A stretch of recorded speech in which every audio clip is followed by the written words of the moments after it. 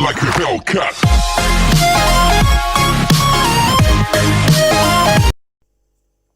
Hello, you're welcome to today's edition of Adora Zone. My name is Adora, and on today's edition of the program, we'll be talking about a hot trending topic at the moment right now. Like, this topic is one very, very emotional and heartbreaking one. As in, if you're a mother, and this topic right now, if you've seen it or if you've been following the news in the on the internet, if this topic, if this story has not touched your heart, has not broken your heart in one way or the other, then I don't know what kind of heart you have. But it's a story that I relate with because I've kind of been in that shoes before, so I understand where this woman is coming from. Now I'm talking about the woman who came out saying that her son just came back from the boarding house and he was molested and he was treated badly and all of that. Fine, I understand exactly where this woman is coming from. Why? Because I've been in the boarding house myself. Right from my JSS1 to SS3, I was a full-time boarder. Like, we call ourselves boarders. Like, if you've been in the boarding house, you've been in the hostel, you were called a boarder. I have never for one day been a day student, so I don't even know what it feels to wake up from home and go to school like I'm a day student. No, I've been a boarder all through. Although I went to two different secondary schools. The first one I did my JSS 1, 2, and 3, and then I went to a different secondary school where I did my SS 1, 2, and 3. But these two schools, I was a boarder, so I know exactly what it takes to be in the boarding house. Now, this woman came back. She brought her son back from school for the Christmas holiday, and she cried out to the world that her son was molested, her son was starved of food, there were different, accusations or allegations or whatever it is that she leveled against the school. And mere looking at the boy, you don't even need to be told what that boy has gone through. You don't need to be told. He has been through hell and back. And all this thing happened, I think it's just a space of 2 months or so. It's not even like very long time when he's experienced all these things, which is really, really sad. The point I'm bringing out from this story now is that I'm not saying that being in the boarding house is 100% bad. No, it still has its benefits for those that want to see something good about it. But right now, because of the story on ground, I'll be touching the negativity, the negative parts of being in the boarding house. I'll be touching the disadvantages of being in the boarding house. And when I watched all these things going on and this woman's story, and then some of my past experiences being in the boarding house, I asked myself, is it really worth it? Is it really worth it for a child to be in the boarding house? Like, the thing is that most parents don't actually know what their children go through in the boarding house. Do you know that age where the child starts boarding house till when he finishes, let's say from the age of about 10 or 11, they start secondary school, they go into boarding house, they finish at about 16, 17. That is their prime age. That is the point in their life where they need their parents' guidance 100%. That's the point in their life where any little mistake they make from there could mar their future. That's the point where every little step they take could either make or destroy their lives. Take for instance, when I was in a boarding house, when I was in my JSS2, I was in this boarding house, this school. I'm not going to mention names of schools here, so it doesn't look like I'm attacking any school. I'm just talking about being in a boarding house generally. And then secondly, her son went to a religious school. Now, it's not about being in a religious boarding house or not. It's not about that. This thing that happened to her son is a general problem. It's a general issue that needs to be looked at. Most boarding houses in that country, Nigeria, they are like, in short, I think the best word to use is they are like prisons. They are like remand homes. They're like places where they dump bad people, which is not supposed to be. In the first place, it's supposed to be a place. A boarding house should be a place, an organization, an institution, where your child goes to and learns how to be an independent person in life, where your child goes to and learn how to be a stronger person. But the kind of boarding houses we have in Nigeria, I don't really understand. Is it a torture zone? Is it like a torture ground? Is it a place where children are their destinies are slaughtered? Is it a place where you have to destroy the confidence of a child, the self-esteem of a child? Is it a place where you have to leave the child with a very bad stigma in his life? Because most of the stories that comes out from boarding houses, they are gross.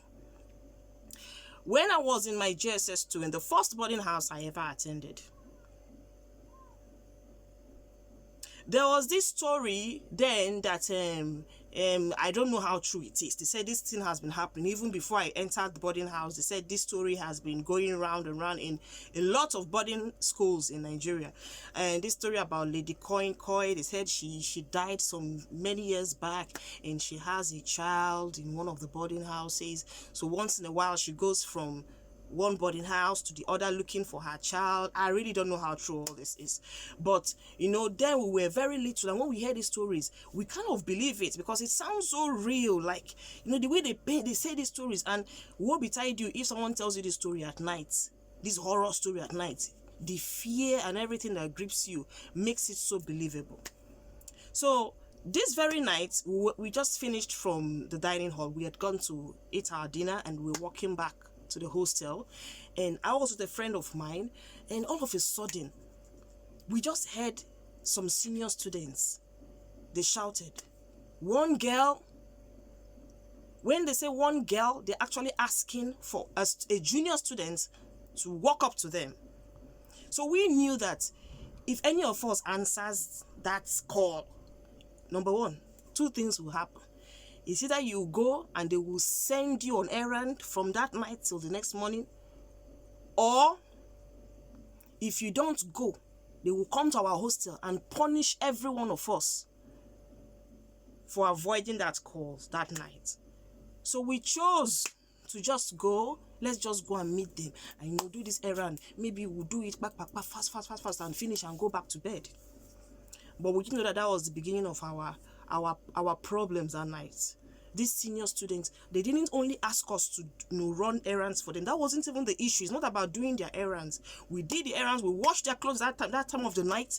We washed their clothes. We fetched water for them. We took it to their room. And then when you take one bucket to the room, and that senior will bring her bucket, tell you to go and fetch water for her behind the building. You take it, you fetch it, you bring it back. As you're dropping, and that bucket is waiting for you. Just like that. It was not ending. And as if that was not enough, the five of us, the five junior students, we're all in JSS2 then, the five of us that answered this call, for no reason. Sometimes I think some people are just demonic in nature. They don't have a reason to be evil. They're just evil just because it's convenient for them. This senior student just called all of us, and she felt like practicing her wickedness on us, told us to lie down on the floor, and we lay down on the floor. And she was stepping on us, like she used us like a red carpet. She will step on one person and then step on the other person, and then until she gets to the end of the last person, and she will walk back. She was actually walking on us. We were screaming because she was quite heavy. This is just one of the reasons, one of the examples, some of the torture, the issues you go through in boarding house. They are just too numerous to count to. They are too numerous to mention. And especially it is worse with the boys. It's worse in the boys' hostel. The way I heard some nasty stories about the way the senior boys treat the junior boys, the way teachers, the way teachers vent their anger on boys. It's a terrible story. Some of the things we hear from boarding houses, honestly, if you have a child and you think you are a very busy mother or a very busy father, or you're a very busy parent, and you think you won't have so much time to care for that child, and you think the answer is to dump him or her in the boarding house, I wouldn't ask you not to. But be very careful of the kind of place you leave your child. Try as much as possible, even if your child is in boarding house, try as much as possible to be present at least 50 or 60% in that school, to monitor what your child is going through, to monitor what is happening in the life of your child. You need to know, because you see, like even this story trending now, this young boy is even scared of opening up to his mom, because he was saying that that when if he tells his mom anything, they're going to kill him. They have put in so much fear. And you know one thing, a lot of children are actually very scared of their teachers than their parents. That's just the facts. So if the teacher tells you, I'm going to kill you, oh, and your parent tells you, I'm going to kill you, you will actually believe the one the teacher said, because your parent, oh, you just feel like he or she must be joking. He doesn't mean it. It's, after all, his mommy, his daddy. But the one teacher said, you take it more seriously. So what am I trying to say? Now, this whole thing I'm saying here is my personal opinion. I'm not asking you to buy my opinion. I'm not even trying to convince you to do what I am saying. But I'm just saying that, left for me, I don't really think sending your child to boarding house, especially in quote and unquote, especially in that country, Nigeria, is ideal. Because I don't know if it's the aggression, if it's wickedness, if it's... I'm just trying to think of so many... I'm trying to think of words to use and, you know, describe the way these people... I'm a bit confused. I'm trying to think of the right word to use to describe this evil that comes out of them when they are treating other people's children like this. I don't get it. I've heard of stories where younger junior students were sleeping and some senior students actually poured water on them on the bed. I've heard of stories where teachers would ask students to come over to their house and clean their house. That is not the issue. It's not even cleaning their house that is the issue. And then after cleaning their house, they take their children's clothes, wash them. And then while washing them, it's time for food in the school dining hall. These children doing this running these teachers' errands are busy in his house doing errands, working, cleaning, while other students are eating. And then when these students finished working there, the teacher did not even give them food though. He didn't even say, oh, because you've already missed your dining time, okay, eat something here. No, he still sent them back to their hostels hungry. And they have their own kids. How do you feel? How do you feel treating other people's children like this without sympathy? Some people really don't have a heart. It's very, very unfortunate. Okay, look at the story of this woman now. This is the first time her child is going to a boarding house.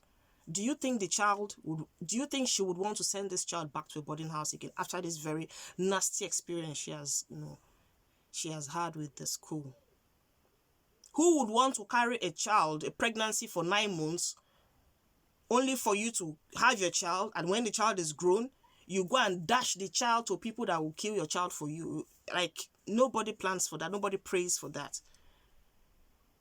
But it's so unfortunate that in a society like that, where they do not even have value for human life, that is what exactly the child is going to face in the hands of such vultures. Now, I call them vultures because these people that practice all these demonic stunts on innocent children, they are evil.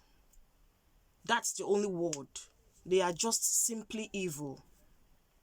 Because I see no reason why you would want to treat a young innocent boy like this.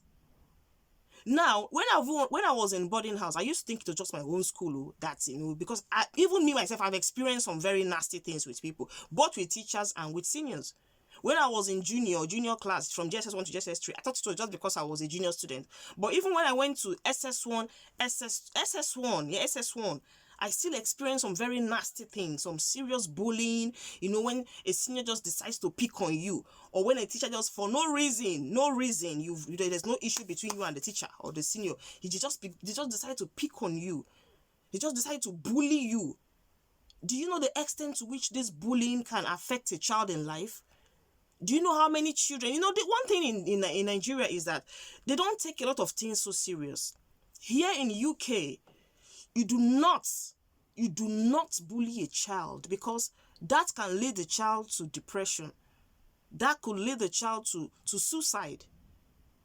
When a child is bullied severally, the next thing that comes to his mind is, oh, I can't take it again. I want to kill myself. They've made me feel little of myself. They've made me lose my self-esteem and all that. And the child is gone. It happens.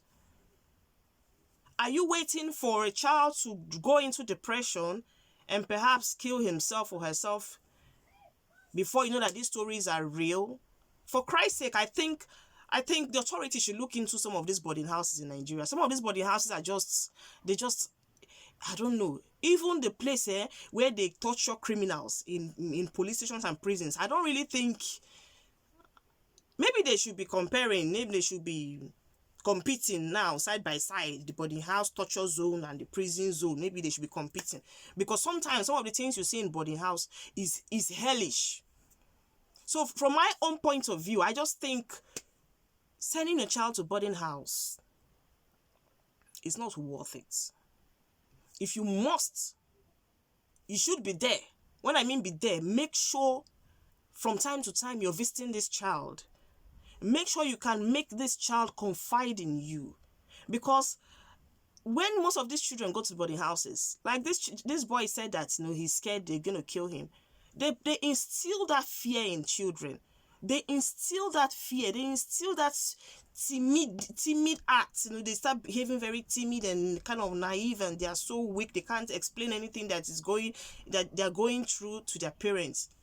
You have to ask questions. You have to be able to know what your child is going through. So they will not just kill your child for you. So to me, if you have a child of that school age, try. I know it's hard work being a parent, but try. Take your child from home to school if you can. Be there. Watch your children grow. Watch your kids grow. Watch them grow. I know when I was in boarding house then, I only enjoyed it from SS2 and SS3, SS1, 2, and 3. The rest from JS1 to, it was hellish for me. It's just that I didn't have a choice, because I wasn't even living in the same town, in the same city where the school was. So that was it. I just had to go to school. But if I had a choice, I would prefer to go from home. I prefer to go from home. Then at that time, some people used to say the advantages of being in boarding house: it makes you strong, it makes you independent. You'll be able to read in the midst of your friends. You'll be able to. But honestly, a dull child will always be a dull child. An intelligent child will always be an intelligent child, irrespective of where that child is, whether in the boarding house or he's going to school from home. So please, parents, keep an eye on your kids. Try as much as possible to talk to them from time to time. Make them confide in you. If they complain of something, don't push it to the side. Don't sweep it under the carpet. Look into that matter and make sure you come into a logical conclusion. Some children are going through pain. Some children are going through stress. But they can't explain it, because even you, the parent, you don't even have time to listen to them. They can't explain it because maybe you're not even close by. So please, parents, pay strong attention to your children. The story of this boy, it really pains my heart, because when the mother showed the picture of his past picture and now, and I was like, wow, this is a massive change, and it's not nice at all. It's not nice. So my dear, I'm just trying to say that based on my own opinion, it's not worth it for your child to go to the boarding house, especially there. I know I keep saying especially, because it's unfortunate that country is just a place where they don't have value for human lives. They don't know what it is to treat other people's children right. Some people don't even treat their own children right, let alone another person's child. So please, please, please, nobody will take care of your own child better than you. Be there. Watch your child. Care for them. Watch them grow. Thank you very much. Please, if you haven't subscribed to my channel, I beg you in the name of God, press that button right now, subscribe to my channel, so that when I have any more videos, you will be the first. Thank you very much to watch it. Good night. Ciao.